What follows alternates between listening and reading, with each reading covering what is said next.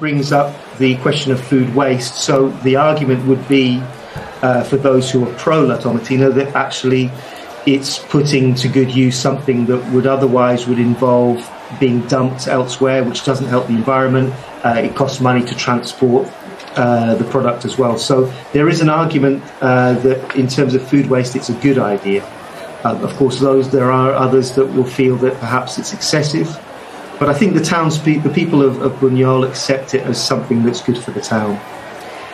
And we were hearing that possibly some of this waste is used in compost, in fertiliser afterwards, after it's all washed off the streets.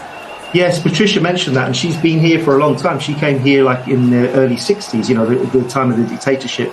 So she will have seen how Buñol adapts to the festival and the way that they've thought of ways of what can we do afterwards, and that's one of the things that they do with the tomatoes afterwards. So they're putting it's recycling in a sense. They're putting the tomatoes to good use in many senses, with the exception of eating them.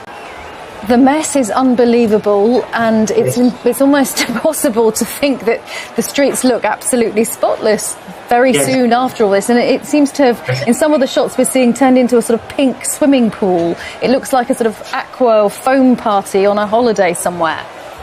Yeah, I mean, it looks like it could be Benidorm, couldn't it? But it's actually Buñol, which is like quite a traditional Valenciano-speaking town.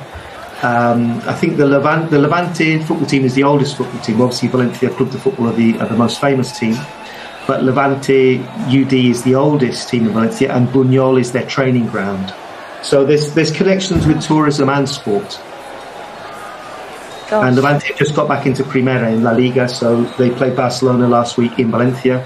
So that's also good for tourism as well. The fact that you have two football teams